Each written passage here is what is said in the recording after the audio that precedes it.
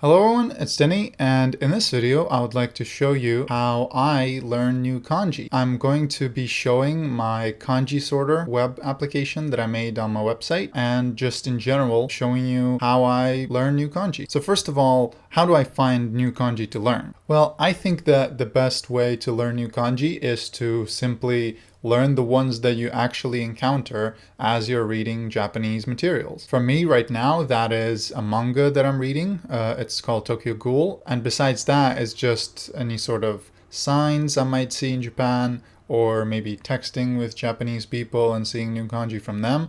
But mostly it's from reading manga or books. And then as I'm reading these materials, I write down words that contain new kanji that I didn't know into some note app on my phone, and then later on I take all of those words, I put them into my Kanji Sorter application and sort out the new kanji. As an example, I will take some of these words that I wrote down while I was reading Tokyo Ghoul, and I will put them into this enter text field. I don't need to do anything else, and I can just press get kanji. So this just shows me all of the kanji from the text in the order that they came in. This ignores any repeated kanji, but I can click show repeats and that'll show me even the repeated ones.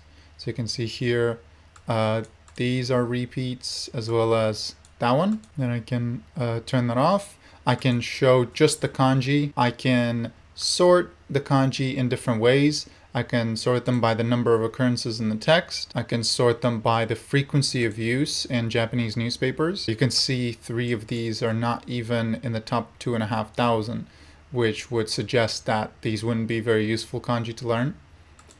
Then we can sort by frequency of use in novels. We can sort by stroke count. This is just kind of a fun addition. It doesn't really do anything too useful, but I think it's interesting to see. And then we can sort by JLPT level. Let's go back to text order. We can also filter. We can filter just by a specific JLPT level, by Joyo kanji.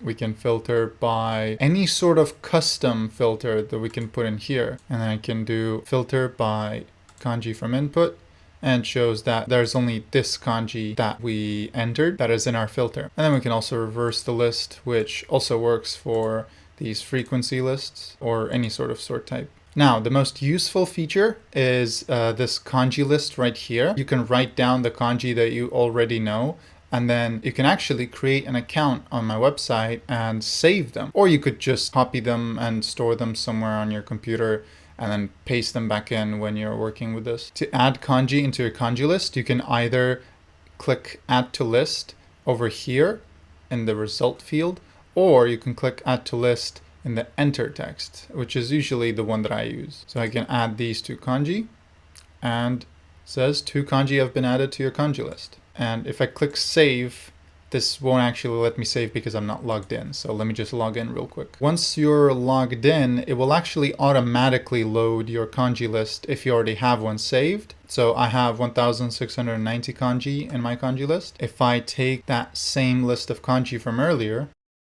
click get kanji, it shows the 30 unique kanji that are in the list. But if I click get new kanji, then it shows there are only 12 kanji that are actually not in my kanji list. And this can be pretty useful. It makes it faster to just find new kanji to learn.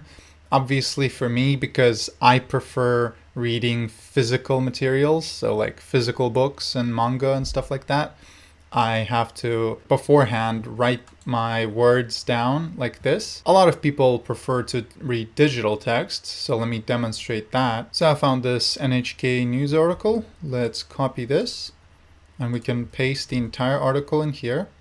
We don't have to worry at all about any sort of additional characters that are in text, by the way, because this just sorts them out.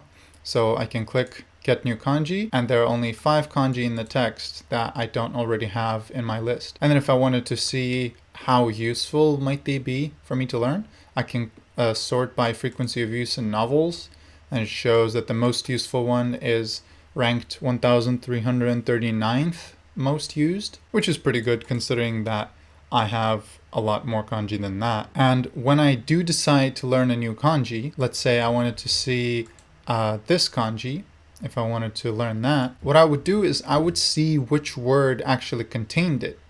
So in this case, that was this word. So then I would want to see what that word actually means. And this means command or direction. It appears to be a fairly useful word. Another technique that I use sometimes is I will put the word in quotes, and then just to filter by Japanese results as opposed to Chinese results, I put a ga because that's the most commonly used kana.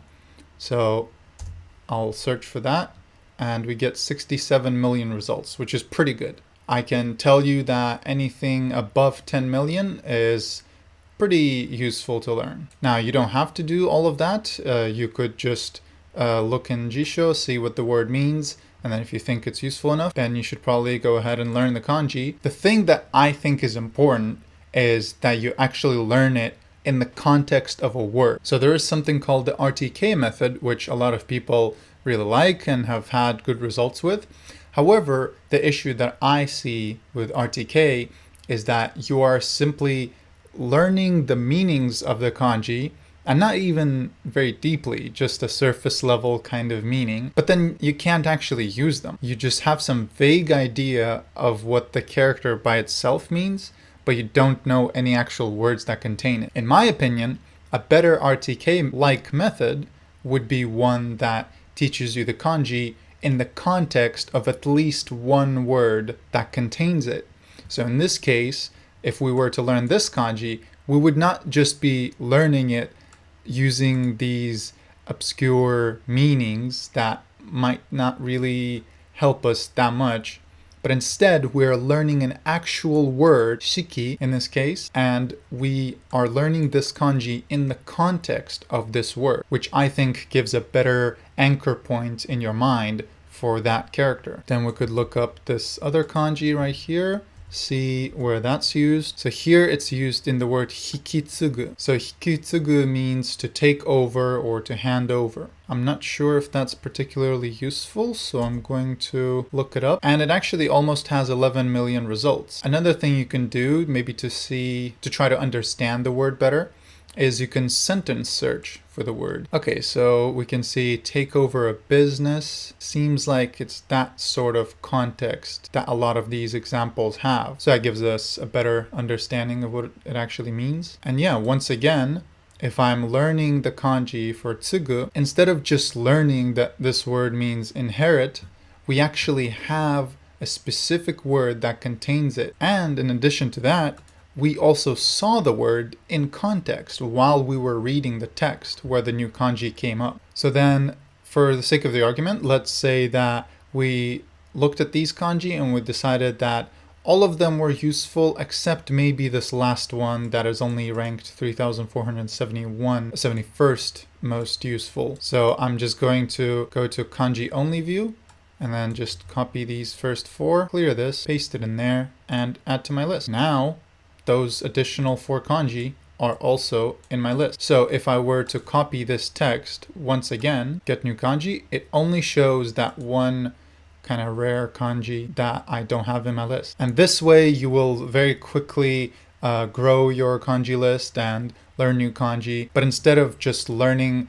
a lot of these kanji up front, almost like an alphabet, like you would with the RTK method, and only having a vague understanding of what the kanji means and not really being able to use it, you actually learn the kanji in context, you know a specific word that contains it, and then you add it to your list. And I personally like to have a notebook where I write down the new Japanese stuff that I learn. At this point, it's just a couple grammar words here and there, new kanji, and example words for those kanji. So I'll basically just write down the new kanji that I learned and write down one word that contains that kanji, so I have some sort of mental anchor point for that character. And yeah, that's pretty much it. Let me just show you some other features of this Kanji Sorter app.